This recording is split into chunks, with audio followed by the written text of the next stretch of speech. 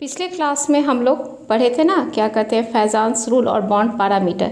अब इस क्लास में हम लोग मॉलिक्यूलर ऑर्बिटल थ्योरी पढ़ेंगे। ठीक है, टारगेट वाला बच्चा ये मत सोचना कि थ्योरी का हम लोग का कोई काम नहीं है, बॉन्ड ऑर्डर का तो ट्रिक्स हम लोग को मालूम है तो उससे हो जाएगा, पर नहीं, हर एक क्वेश्चन के लिए हम लोग को तैयार रहना रहेगा। ठीक है ना, थ्योरी से भी क्वेश्चन रहेगा, इसलिए थ्योरी भी ध्यान से, और सारा जितना भी पोस्टुलेट से हम तुम लोग को बताते जाएंगे, ध्यान से सुन लेना। ठीक है, तो मॉलिक्यूलर ऑर्बिटल थ्योरी, मॉलिक्यूलर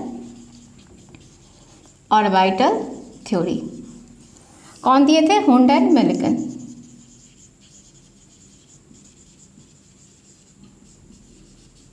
ठीक, फर्स्ट जरा सुनना, वैलेंस बॉन्ड थ्योरी में जैसे ही एटॉमिक ऑर्बिटल, उसमें भी एटॉमिक ऑर्बिटल आपस में ओवरलैप किया था, लाइक वैलेंस बॉन्ड थ्योरी, इसमें भी एटॉमिक ऑर्बिटल आपस में ओवरलैप कर रहा है पर न्यू ऑर्बिटल बना रहा है, और न्यू ऑर्बिटल में मॉलिक्यूलर ऑर्बिटल अपना इंडिविजुअल आइडेंटिटी को खो देता है। ठीक है ना, जैसे उसमें पढ़े थे कि एटॉमिक ऑर्बिटल ऐसे ओवरलैप किया था, इसमें पढ़ेंगे कि एटॉमिक ऑर्बिटल ओवरलैप कर रहा है पर नया ऑर्बिटल बना रहा है, ये नया ऑर्बिटल। ठीक है ना, और ये इसका न्यूक्लियस रहा। ठीक, तो न्यू ऑर्बिटल जो बन रहा है, ठीक है ना, उसमें एटॉमिक ऑर्बिटल्स अपना इंडिविजुअल आइडेंटिटी को खो देता है। क्लियर है फर्स्ट पॉइंट? अब आ जाओ second point, molecular orbitals are the energy states of क्या? Molecules in which electrons of molecules are filled, just like atomic orbitals are the energy states of atom in which electrons of atoms are filled. तो जैसे देखो यहाँ पे हम N2 का बात करेंगे, वहाँ पे नाइट्रोजन 7 इलेक्ट्रॉन्स लेके चले थे वैलेंस बॉन्ड थ्योरी, और यहाँ पे क्या N2 का बात करेंगे, मतलब हमको कितना का बात करना पड़ेगा? 14 इलेक्ट्रॉन्स का। क्लियर है? थर्ड पॉइंट, वही एटॉमिक ऑर्बिटल्स कंबाइन करेगा जिसका ओरिएंटेशन सही होगा, proper orientation and comparable energy. ठीक है, तो हम बताए थे ना, इस एक्सिस वाला ऐसे ओवरलैप किया था। ठीक है ना, एक इस एक्सिस पे और एक इस एक्सिस पे, कभी भी ओवरलैप हो सकता है? नहीं हो सकता है। तो प्रॉपर ओरिएंटेशन होना चाहिए और कंपेरेबल एनर्जी होना चाहिए। ठीक है, नेक्स्ट पॉइंट। ठीक है, when two atomic orbitals combine they form two new molecular orbitals known as bonding molecular orbitals and anti-bonding molecular orbitals, anti-bonding molecular orbitals। ठीक है ना, एक bonding molecular orbitals बना रहा है, दूसरा क्या बना रहा है? Anti bonding molecular orbitals. ये लाइन क्लियर? ये भी बहुत इंपॉर्टेंट लाइन कि जब भी दो एटॉमिक ऑर्बिटल्स कंबाइन करेगा तो दो नया मॉलिक्यूलर ऑर्बिटल बनाएगा, एक होगा बॉन्डिंग मॉलिक्यूलर ऑर्बिटल और दूसरा होगा एंटी बॉन्डिंग मॉलिक्यूलर ऑर्बिटल्स। ठीक है, नेक्स्ट पॉइंट आ जाओ, फिफ्थ, बॉन्डिंग मॉलिक्यूलर ऑर्बिटल्स का एनर्जी क्या होगा? कम, एनर्जी लेस तो स्टेबिलिटी क्या होगा? ज़्यादा, एनर्जी लेस तो स्टेबिलिटी ज़्यादा। नेक्स्ट पॉइंट आ जाओ, एंटी बॉन्डिंग मॉलिक्यूलर ऑर्बिटल का, एंटी बॉन्डिंग मॉलिक्यूलर ऑर्बिटल का एनर्जी क्या होगा? ज़्यादा, तो स्टेबिलिटी क्या हो जाएगा? कम। क्लियर है? The shape of molecular orbitals, the shape of molecular orbitals depends on type of atomic orbitals that combine। ठीक है ना, शेप किस पे डिपेंड कर रहा है? कैसा टाइप ऑफ एटॉमिक ऑर्बिटल्स आपस में कंबाइन कर रहा है। ठीक है, नेक्स्ट, बॉन्डिंग मॉलिक्यूलर ऑर्बिटल्स को डिनोट करते हैं सिग्मा पाई डेल। ठीक है ना, सिग्मा पाई डेल ETC से। एंटी बॉन्डिंग मॉलिक्यूलर ऑर्बिटल को डिनोट करेंगे सिग्मा एस्ट्रिक, पाई एस्ट्रिक और डेल एस्ट्रिक से। ठीक है, last point, filling of molecular orbitals follow 3 rules. कौन कौन सा 3 रूल्स को फॉलो करेगा? तो हम लोग मालूम है ना, ऑफ प्रिंसिपल क्या बता के गए थे कि 1s के बाद क्या आता है? 2s के बाद क्या आता है? 2p। ठीक है ना, ये first rule. Second rule, poly exclusion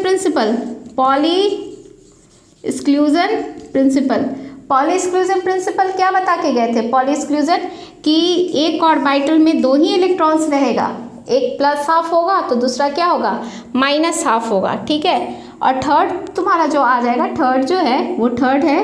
ठीक है ना, फर्स्ट सेकेंड थर्ड जो है वो हुंड्स रूल। कौन सा रूल? हुंड्स रूल हम लोग जान रहे थे। हुंड्स रूल क्या बता के गए थे कि ऑर्बिटल्स में सबसे पहले एक एक इलेक्ट्रॉन दीजिए, फिर उसके बाद क्या कीजिए? पेयरिंग कीजिए। ठीक है, तो क्लियर है ना, ये पूरा तुम्हारा मॉलिक्यूलर ऑर्बिटल थ्योरी हो गया। ठीक, एक बार फिर से तुम लोग के दिमाग में डाल दे रहे हैं। फर्स्ट पॉइंट क्या था कि एटॉमिक ऑर्बिटल कंबाइन इसमें भी करेगा पर नया ऑर्बिटल्स बनाएगा, उसको क्या बोलेंगे? Molecular orbitals. मॉलिक्यूलर ऑर्बिटल्स में जो बन रहा है उसमें एटॉमिक ऑर्बिटल्स अपना इंडिविजुअल आइडेंटिटी को खो देता है। ठीक है, सेकेंड क्या आप बताए थे कि molecular orbitals are the energy states of molecules in which electrons of molecules are filled. Clear है? Only those atomic orbitals combine which have proper orientation, ठीक है ना, and comparable energy. Clear. Bonding molecular जब भी दो atomic orbitals combine करेगा तो दो नए ऑर्बिटल्स बनाएगा, बॉन्डिंग मॉलिक्यूलर ऑर्बिटल्स और anti bonding molecular orbitals. Bonding molecular orbitals का एनर्जी कम होगा, स्टेबिलिटी क्या होगा, ज़्यादा होगा। एंटी बॉन्डिंग मॉलिक्यूलर ऑर्बिटल्स का एनर्जी ज़्यादा, स्टेबिलिटी क्या होगा, कम होगा। 7th point, shape of molecular orbitals depends on type of atomic orbitals that combine. ठीक है, बॉन्डिंग मॉलिक्यूलर ऑर्बिटल्स को किसे डिनोट कर रहे हैं, सिग्मा पाई डेल से। एंटी बॉन्डिंग को sigma asterisk pi asterisk del asterisk. 3 rules को फॉलो करेगा, ऑफ प्रिंसिपल, पॉली एक्सक्लूजन और हुंड्स रूल। ठीक है, अब थोड़ा सा linear combination of atomic orbitals को हम लोग देखेंगे। ठीक है, अब हम लोग LCAO मेथड पढ़ेंगे, LCAO method, linear combination of atomic orbitals. बस थोड़ा सा देख लेना है, ठीक है, इतना देखने में कुछ नहीं होगा, थोड़ा सा हमको समझ लेना है। ये देखो हम लोग है ना, पहले यहाँ देखो क्या लिख देते हैं, psi A and psi B, ठीक है ना, psi A and psi B are amplitude of electron wave of क्या कहते हैं, atomic orbitals of 2 atoms A and B। ठीक है, तो साई क्या होता है, एटमिक स्ट्रक्चर में पढ़े थे, मूविंग इलेक्ट्रॉन को हम लोग क्या मानते हैं, वेव मानते हैं। ठीक है ना, तो जैसे वेव का एम्पलीट्यूड तुम लोग लेते थे ना A, तो यहाँ पे है ना, इसमें इलेक्ट्रॉन वेव का जो है ना एम्पलीट्यूड हम लोग किससे डिनोट कर रहे हैं, साई से डिनोट कर रहे हैं। ठीक है, और 2 एटम्स है तो A और हम B ले लिए। ठीक है ना, तो एक हो गया साई A और दूसरा क्या हो गया, साई B हो गया। ठीक, तो देखो सबसे पहले है ना, वेव है ना फेज में जाएगा, हम है ना वेव को फेज में भेज रहे हैं, दोनों वेव मेरा किस में गया, फेज में गया। ठीक है, तो ये मेरा हो गया साई ए और ये मेरा हो गया साई बी। ठीक है, और ये हम बोले इन फेज गया, कोई डिस्टर्बेंस नहीं, इन फेज। ठीक है, इन फेज जाएगा तो एडिशन हो जाएगा। ठीक है, क्या हो जाएगा, एडिशन। तो एडिशन जो होगा तो ये क्या हो जाएगा, psi A plus psi B हो गया एडिशन।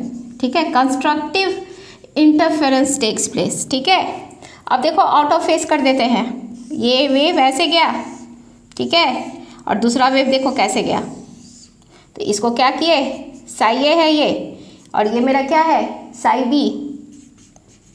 ठीक, ये क्या है, out of phase, out of phase, out of phase में क्या हो जाएगा, सब्ट्रैक्शन हो जाएगा। ठीक, साई ए माइनस क्या हो गया, साई बी, यहाँ क्या हो गया, subtraction. Destructive interference takes place in phase, out of phase. यहाँ क्रेस्ट जो है वो किसके ऊपर फॉल कर रहा है, ट्रफ के ऊपर। यहाँ जो क्रेस्ट है किसके ऊपर फॉल कर रहा है, क्रेस्ट के ऊपर। तो एक मेरा फेज में गया और एक क्या गया, out of phase. In phase में एडिशन हो रहा है और आउट ऑफ फेज में क्या हो रहा है, सब्ट्रैक्शन हो रहा है। तो जब केस 1 जो हम देखेंगे इन एडिशन, तो जो नया एम्पलीट्यूड मेरा आएगा phi, phi is equal to हो जाएगा psi A plus psi B, और phi dash is equal to क्या मान लेंगे, psi A minus psi B. तो देखो जरा, हम यहाँ तुम लोग को बता रहे हैं ना कि बॉन्डिंग मॉलिक्यूलर ऑर्बिटल और एंटी बॉन्डिंग मॉलिक्यूलर ऑर्बिटल कैसे तैयार होता है। ठीक है ना, बॉन्डिंग और एंटी बॉन्डिंग मॉलिक्यूलर ऑर्बिटल कैसे तैयार हो रहा है। तो देखो हम बता रहे हैं कि जब वेव फेज में गया, ठीक है ना, तो मेरा जो केस 1 है, केस 1, ठीक है, केस 1 में फाई इज इक्वल टू हो जाएगा साई ए प्लस क्या हो जाएगा, psi B. Constructive interference takes place. ठीक है, केस 2, केस 2 जो हो गया, ठीक है ना, केस 2 में तुम्हारा हो जाएगा phi dash is equal to psi A minus psi B. Destructive interference जो हुआ, नया एम्पलीट्यूड जो वेव का है उसको फाई और फाई डैश से हम डिनोट कर रहे हैं। ठीक है, अब हम लोग क्या बताए थे कि साई जो था वो एम्पलीट्यूड ऑफ इलेक्ट्रॉन वेव था, हम लोग एटमिक स्ट्रक्चर में पढ़े थे। और साई स्क्वायर क्या था, probability of finding the electron density था, एटमिक स्ट्रक्चर में पढ़े थे ना। साई स्क्वायर क्या होता है, probability of finding the electron density. तो हमको इलेक्ट्रॉन डेंसिटी पता करना है ना, तो हम इसका स्क्वायर कर देते हैं। ठीक है, तो फाई का स्क्वायर कर दो तो क्या हो जाएगा, psi A plus psi B का क्या हो जाएगा, होल स्क्वायर। तो ये क्या हो जाएगा, psi square A plus psi square B plus क्या होगा 2 साई ए इंटू क्या हो जाएगा, साई बी। फाई डैश का स्क्वायर कर दो तो क्या हो जाएगा, psi A minus psi B का स्क्वायर। ठीक है, तो क्या हो जाएगा, साई ए का स्क्वायर ए प्लस क्या, साई स्क्वायर बी माइनस क्या हो जाएगा 2 psi A into Sai B. तो कहाँ इलेक्ट्रॉन कम हो रहा है, सेकेंड वाले केस में इलेक्ट्रॉन क्या हो रहा है, कम हो रहा है, और फर्स्ट वाले केस में क्या हो रहा है, इलेक्ट्रॉन क्या हो रहा है, ज़्यादा हो रहा है, वहाँ एडिशन हो रहा है। और सेकेंड वाले केस में मेरा क्या हो रहा है, सब्ट्रैक्शन हो रहा है। तो मेरा जो लास्ट पॉइंट होगा वो हो जाएगा phi square is equal, phi square जो है वो ग्रेटर है किससे, psi square A plus psi square B. ठीक है, फाई, और दूसरा हो जाएगा फाइव डैश स्क्वायर जो है वो कम हो गया, सब्ट्रैक्शन हुआ, तो साई स्क्वायर ए प्लस क्या हो गया साई स्क्वायर बी हो गया। यहाँ से क्या तैयार हो गया, ये बॉन्डिंग मॉलिक्यूलर ऑर्बिटल, और यहाँ से क्या तैयार हो गया एंटी बॉन्डिंग मॉलिक्यूलर ऑर्बिटल्स। ठीक है, तो ये बॉन्डिंग मॉलिक्यूलर ऑर्बिटल्स और सेकेंड क्या हो गया एंटी बॉन्डिंग मॉलिक्यूलर ऑर्बिटल्स। तो थोड़ा सा ध्यान से फिर से एक बार देख लेना। हम बताएं कि जो नया एम्पलीट्यूड आया वो फाई था, फाई इज इक्वल टू क्या था psi A plus psi B, और जो सेकेंड यहाँ एडिशन था यहाँ क्या था सब्ट्रैक्शन था, तो phi dash is equal to क्या हो गया psi A minus psi B. तो हम लोग जानते हैं कि probability of finding the electron density psi square से डिनोट करते हैं। ठीक है, तो यहाँ फाई का स्क्वायर किए ए प्लस बी का होल स्क्वायर पे तोड़ दो, ये हो गया, और यहाँ भी ए प्लस बी स्क्वायर पे तोड़ दो, हो गया। यहाँ प्लस प्लस प्लस, यहाँ क्या माइनस, ठीक है ना, ये सारा बस इमेजिनरी चीज़ है। फाई डैश स्क्वायर क्या है ज़्यादा है, तो ये बॉन्डिंग मॉलिक्यूलर ऑर्बिटल, और ये दूसरा क्या हो गया एंटी बॉन्डिंग मॉलिक्यूलर ऑर्बिटल्स। ठीक है, तो यहाँ जानेंगे कि बॉन्डिंग मॉलिक्यूलर ऑर्बिटल्स का क्या फीचर्स है और एंटी बॉन्डिंग मॉलिक्यूलर ऑर्बिटल्स का क्या फीचर्स है। ठीक है, अब हम लोग features of bonding molecular orbital पढ़ रहे हैं। ठीक है ना, features of bonding molecular orbital हम बोल रहे हैं क्वेश्चन के लिए कहीं से भी तैयार है ना। ठीक है, पढ़ने वाला बच्चा सारा चीज़, ठीक है, थ्योरी ट्रिक्स सब ध्यान रखता है। बॉन्डिंग मॉलिक्यूलर ऑर्बिटल्स, ठीक है, तो बॉन्डिंग मॉलिक्यूलर ऑर्बिटल्स में फर्स्ट पॉइंट है the probability of finding the electron density is maximum at internuclear region as compare to two atomic orbitals. ठीक है, हम क्या बोल रहे हैं the probability of finding the electron density is maximum at internuclear axis as compare to two atomic combining two atomic orbitals. ठीक है, second है जो इलेक्ट्रॉन प्रेजेंट है, electron present in bonding molecular orbital is due to attraction between two atoms. ठीक है ना, attraction यहाँ हुआ था due to attraction between two atom, ये वर्ड याद रखना अट्रैक्शन। ठीक है, इसमें क्या है इंटर न्यूक्लियर रीजन के पास इलेक्ट्रॉन डेंसिटी क्या है ज़्यादा है। ठीक है, third due to attractive force, due to attractive force क्या होगा एनर्जी क्या होगा कम होगा और स्टेबिलिटी क्या होगा ज़्यादा होगा। यहाँ क्या कीवर्ड एनर्जी कम और स्टेबिलिटी क्या ज़्यादा। ठीक है, और इसमें क्या हुआ था crest fall over the crest, trough fall over the trough, तो एम्पलीट्यूड ऑफ न्यू वेव क्या था फाई इज इक्वल टू क्या था psi A plus psi B. Clear है।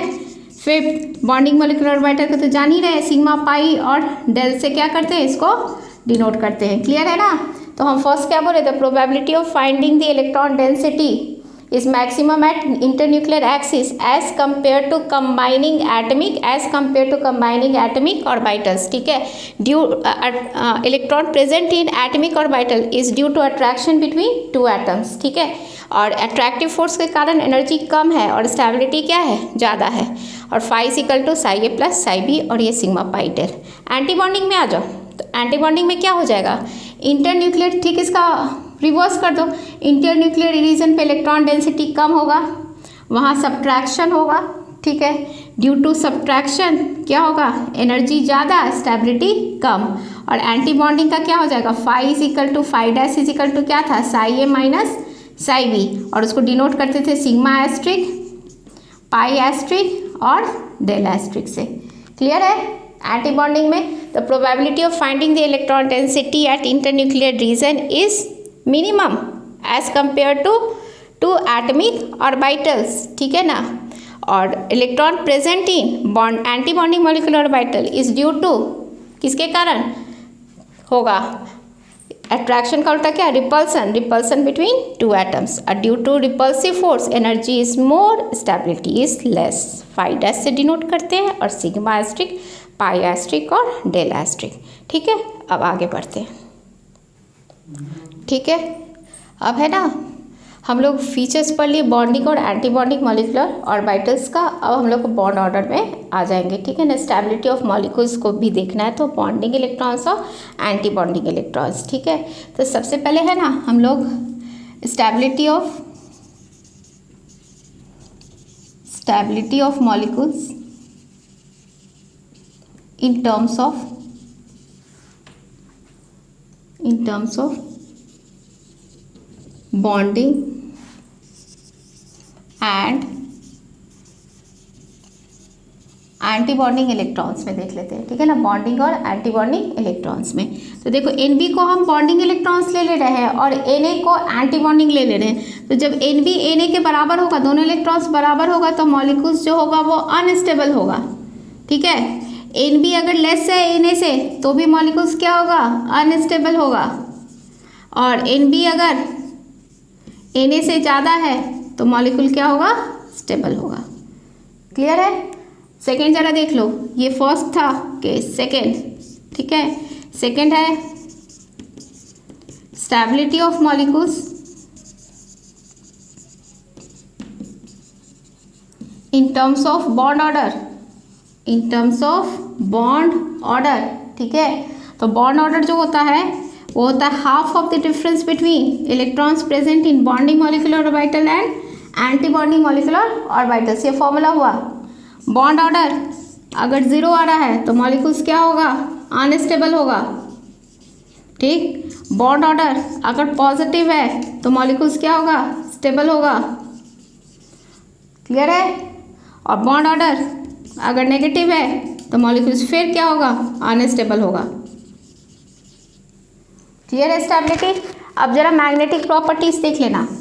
डाई मैग्नेटिक होगा तो मैग्नेटिक प्रॉपर्टीज में डाई मैग्नेटिक कैसे पता करेंगे, डाई मैग्नेटिक, ठीक है ना। डाई मैग्नेटिक में पेयर्ड इलेक्ट्रॉन्स क्या होना चाहिए, पेयर्ड इलेक्ट्रॉन्स होगा डाई मैग्नेटिक में। और पैरामैग्नेटिक में अनपेयर्ड इलेक्ट्रॉन्स।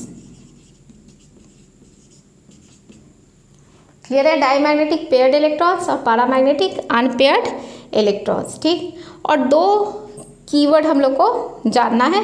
क्या दो कीवर्ड है, greater is the bond order, greater is the strength of bond. Competition में क्वेश्चन रहता है तो हम लोग दो कीवर्ड को क्या ध्यान रखेंगे, दो कीवर्ड। पहला क्या बोले, greater is the bond order, ठीक है। Greater is the strength of bond, strength of bond.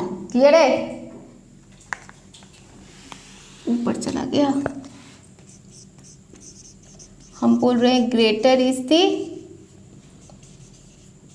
Bond order, greater is the strength of bond. हो गया। और नेक्स्ट जो है बॉन्ड ऑर्डर जो है वो है inversely proportional to bond length होता है। तो बॉन्ड ऑर्डर ज़्यादा तो बॉन्ड लेंथ क्या हो जाएगा, कम। तो थोड़ा सा ध्यान से ये देख लेना। क्लियर है ना। Bonding electron anti bonding electrons बराबर रहेगा तो अनस्टेबल, बॉन्डिंग इलेक्ट्रॉन्स कम तो अनस्टेबल, बॉन्डिंग इलेक्ट्रॉन्स ज़्यादा तो क्या हो जाएगा, स्टेबल हो जाएगा, ठीक है।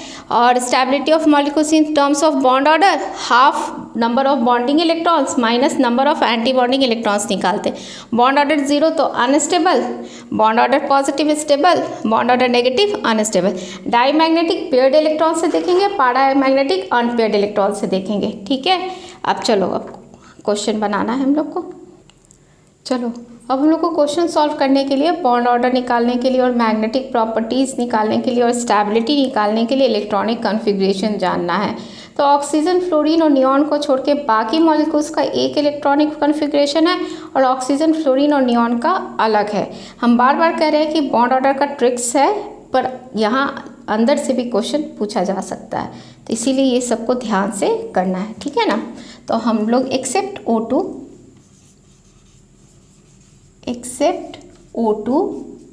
F2 और Ne2 का इलेक्ट्रॉनिक कॉन्फ़िगरेशन जानेंगे। तो देखो sigma 1s, sigma asterisk 1s, sigma 2s, sigma asterisk 2s,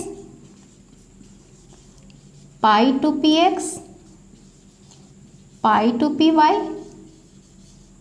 sigma 2pz, pi asterisk 2px, pi asterisk 2py और लास्ट है सिग्मा एस्ट्रिक 2pz, ठीक ठीक है। ये किसके लिए है? O2 F2 और Ne2 को छोड़ के बाकी सारे मॉलिक्यूल्स के लिए, ठीक है। तो अब O2 F2 Ne2 के लिए क्या हो जाएगा? O2 F2 और Ne2 के लिए क्या हो जाएगा? तो ये थोड़ा सा ध्यान से देख लेना, बस यहाँ पे चेंज आएगा तुमको, ठीक। तो सेम ऐसे ही जाओगे, sigma 1s, sigma asterisk 1s, sigma 2s, sigma asterisk 2s, pi की जगह यहाँ क्या आ जाएगा? सिग्मा 2pz, पाई 2px, पाई 2py, ठीक है। और फिर क्या आ जाएगा? पाई asterisk 2px, pi asterisk 2py और सिग्मा एस्ट्रिक 2pz। ध्यान से देख लो, सब दो दो इलेक्ट्रॉन्स बढ़ेगा, जहाँ इक्वल टू है तो एक एक करके तुम लोग का बढ़ेगा, ठीक है। क्लियर है? अब देखो, जहाँ इक्वल टू है ना, तो पहले 2 इलेक्ट्रॉन रहेगा तो एक इसमें और एक इसमें बढ़ेगा। तो हम लोग अब पढ़ने जाएंगे, हाइड्रोजन से लेकर नियॉन तक एनसीईआरटी में है, पर हेट्रो एटम का भी आता है एग्जाम में, तो उस पर भी प्रैक्टिस करेंगे। तो अगर हम स्टार्ट करते हैं हाइड्रोजन H2, ठीक है ना। तो हाइड्रोजन 2 इलेक्ट्रॉन्स, हम बोले सब दो दो बढ़ेगा, तो यहाँ देखो क्या हो जाएगा? सिग्मा 1s2, दो इलेक्ट्रॉन्स बढ़ गया। बॉन्ड ऑर्डर का फॉर्मूला हम लोग क्या जानते हैं? हाफ NB माइनस Na, कोई प्रॉब्लम नहीं। बॉन्डिंग इलेक्ट्रॉन्स बोल रहे हैं जो बिना एस्ट्रिक के है, और एंटी बॉन्डिंग बोल रहे हैं एस्ट्रिक वाला। तो बिना एस्ट्रिक के है तो बॉन्डिंग में कितना है? 2। तो देखो क्या लिख रहे हैं? हाफ 2 माइनस 0, तो बॉन्ड ऑर्डर क्या आ गया? 1। तो ये क्या स्टेबल है और सब पेयर्ड रहेगा, सब पेयर्ड रहेगा तो डाई मैग्नेटिक है, और अनपेयर्ड रहा तो क्या है? पैरामैग्नेटिक। तो आंसर क्या है? स्टेबल है, और ये क्या है? डाई मैग्नेटिक है, ठीक है ना, डाई मैग्नेटिक। बोलो क्लियर है ना? ऐसे निकालना है बॉन्ड ऑर्डर। चलो नेक्स्ट मॉलिक्यूल्स पे देखते हैं। ये बस तुम लोग को याद रखना है, तो कोई दिक्कत ही नहीं है तुम लोग को। हाइड्रोजन के बाद आ जाओ हीलियम, सपोज He2, ठीक। 4 इलेक्ट्रॉन, एक हीलियम में दो हीलियम है तो 4 इलेक्ट्रॉन्स। तो कैसे भरोगे? Sigma 1s2, sigma asterisk 1s2, 4 electrons हो गया। बॉन्ड ऑर्डर का फॉर्मूला हाफ P, बिना स्टार वाला, एस्ट्रिक वाला क्या है? 2। बॉन्ड ऑर्डर क्या हो गया? 0, इसीलिए He2 डज नॉट एग्जिस्ट, ठीक है ना। He2 इसीलिए एग्जिस्ट नहीं करता है, ठीक है। अब हीलियम के आगे आ जाओ, हीलियम के आगे आ जाते हैं। हीलियम के आगे तुम ले लो Li2। यहाँ से थोड़ा सा देखना, यहाँ एक बात बताना है। तो देखो Li2 का जब तुम लोग लिखोगे 6 होगा ना, सिग्मा 1s2, फिर क्या होगा? सिग्मा एस्ट्रिक 1s2, फिर क्या हो जाएगा? सिग्मा 2s2 होगा ना। तो यहाँ पे बस तुम लोग को याद रखना है कि जो इनर सेल का इलेक्ट्रॉन्स है वो बॉन्ड बनाने में भाग नहीं लेता है। कोई बुक सिग्मा 1s से यहीं से स्टार्ट करता है, पर हम लोग इसको नेग्लेक्ट करना शुरू करेंगे। क्यों? क्योंकि इनर सेल है, इनर सेल बॉन्ड बनाने में भाग नहीं लेता है। जैसे लिथियम है ना, तो 2n1 लिखते हो, दूसरे लिथियम को 2n1 लिखोगे ना, तो 4 इलेक्ट्रॉन्स को क्या करोगे? नेग्लेक्ट कर दोगे, ठीक। तो अब यहाँ से तुम लोग जो बॉन्ड ऑर्डर निकालोगे, तो बॉन्ड ऑर्डर क्या हो जाएगा? हाफ NB माइनस Na, तो 2 माइनस 0, और ये क्या आ जाएगा आंसर मेरा? 1, ठीक है ना। और यहाँ पे एक चीज़ नोट कर लेना, जो लिथियम है Li2 वो एग्जिस्ट करता है वेपर स्टेट में। और एक चीज़ और जानना है तुम लोग को कि इस फैमिली का अगर Na2 का पूछेंगे, lithium sodium potassium Na2 K2, ठीक है ना, मेंस का आया हुआ क्वेश्चन है, तो उसमें हम लोग क्या करेंगे? सेम वही है, इसका सब, इस फैमिली का जितना भी है, ठीक है, एल्कली का सबका बॉन्ड ऑर्डर क्या आ जाएगा? 1 आ जाएगा, ठीक है। अब लिथियम के आगे बेरिलियम, बोरोन सब ऐसे ही चलेगा, कहीं से कोई दिक्कत नहीं है। बेरिलियम का बना लो, बोरोन का बना लो, ठीक है ना। कार्बन का आ जाओ, B2 का, C2 का। तो C2 जरा देखना, C2 के बारे में बता रहे हैं, सब इसी मेथड से हो जाएगा। C2 कितना हो जाएगा तुम्हारा? 1 कार्बन 6 है तो 2 कार्बन 12, इसको फॉलो करोगे ना तो क्या हो जाएगा? Sigma 1s2, sigma asterisk 1s2, sigma 2s2, sigma asterisk 2s2, 12 होना चाहिए, ठीक है। फिर क्या हो जाएगा? पाई 2px2, पाई 2py2 हो गया। 2 2 4, 2 6, 2 8, 9 10 11 12 हो गया। इनर सेल को नेग्लेक्ट करो। Bond order half NB minus Na, तो कितना हो गया? 2 2 4 2 6, 6 माइनस 2 कितना आ जाएगा? बॉन्ड ऑर्डर 2, ठीक है ना। तो इसका जो बॉन्ड ऑर्डर 2 है, C2 भी एग्जिस्ट कर रहा है वेपर स्टेट में, C2 को भी नोट कर लेना, C2 भी किस में एग्जिस्ट कर रहा है, वेपर स्टेट में, ठीक है, वहाँ Li2 बताए थे ना।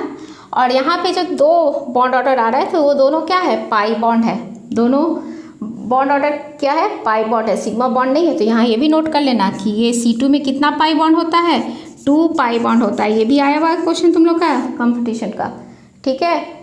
अब देखो नेक्स्ट देखो तो जरा N2, ये तो एक्सेप्ट O2 F2 है ना, तो N2 इस पे बन जाएगा और O2 क्या हो जाएगा, इस पे बन जाएगा। तो हम एक N2 और एक O2 का बना देंगे, उसके बाद तो फिर बॉन्ड ऑर्डर का ट्रिक्स जान लेंगे और हेट्रो एटम का पढ़ेंगे और कुछ कंपाउंड का भी, ठीक है ना, आयंस का भी जानेंगे कि कैसे करते हैं। तो चलो आ जाओ N2, ठीक है। N2 में क्या हो जाएगा, sigma 1s2, sigma asterisk 1s2, sigma 2s2, sigma asterisk 2s2, pi 2px2, pi 2py2, ठीक है। फिर क्या है, सिग्मा 2pz2, 2 2 4 6 8 10 12 14 हो गया। इनर सेल को नेग्लेक्ट करो, बॉन्ड ऑर्डर क्या हो जाएगा, हाफ NB माइनस NA। तो NB में कितना है, 2 4 6 8 और A में 2, कितना आ जाएगा इसका बॉन्ड ऑर्डर, 3 आ गया ना। तो जानते हैं ना नाइट्रोजन में कितना बॉन्ड ऑर्डर होता है, 3। डाई मैग्नेटिक है कि पैरामैग्नेटिक है, सब पेयर्ड है, सब पेयर्ड है ना। तो क्या है ये, डाई मैग्नेटिक है, क्लियर है। अब N2 प्लस और N2 माइनस रहेगा, अगर प्लस रहेगा तो एक इलेक्ट्रॉन को क्या करोगे, इसमें कम कर दोगे, माइनस रहा तो एक इलेक्ट्रॉन को क्या करोगे, बढ़ा दोगे। तो थोड़ा वो भी देख लो, यहाँ हम N2 प्लस कर दिए तो यहाँ क्या हो जाएगा, एक इलेक्ट्रॉन हो गया, यहाँ कितना आ जाएगा, 7, ठीक है। तो कितना आ जाएगा, 5/2, ठीक है ना। इसको सॉल्व करोगे तो कितना बॉन्ड ऑर्डर इसका आ जाएगा, 2.5, क्लियर। O2 में आ जाओ, एक O2 का एग्जाम्पल बता दे रहे हैं।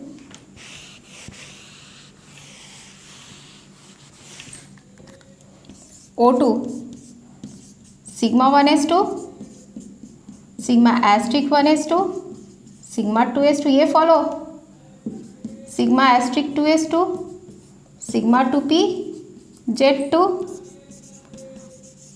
पाई 2px2, पाई 2py2। O2 कितना, 16 इलेक्ट्रॉन्स, कितना होना चाहिए, 16, ठीक है। तो 2 2 4 6 8 10 12 14। अब देखो 14 हो गया मेरा, 16 चाहिए, तो 2px है और पाई एस्ट्रिक 2py है। तो सबको एक एक, हुंस रूल क्या बोले थे, पहले आप एक एक दीजिए फिर जोड़ा बनाइए, पेयरिंग कीजिए, ठीक है। तो ये हो गया, एक एक इलेक्ट्रॉन दे दिए, बॉन्ड ऑर्डर हाफ NB, इसको नेग्लेक्ट करना है इनर सेल को। तो कितना हो गया, 2 4 6 8, ठीक है ना, हो गया। 8 माइनस क्या आ जाएगा, 4, कितना आ गया, 2। बॉन्ड ऑर्डर तो जानते हैं ना कितना होता है, O के बीच में 2 होता है बॉन्ड ऑर्डर 2। और ये अनपेयर्ड इलेक्ट्रॉन्स, तो क्या है, ये बहुत क्वेश्चन आया है, O2 पैरामैग्नेटिक होता है, paramagnetic in nature. O2 plus O2 minus तुम लोग इसी से सॉल्व कर लोगे, ठीक है। तो क्लियर है ना, ये मॉलिक्यूलर ऑर्बिटल थ्योरी और पूरा बेसिक चीज़ है, ये इलेक्ट्रॉनिक कॉन्फ़िगरेशन जानना है।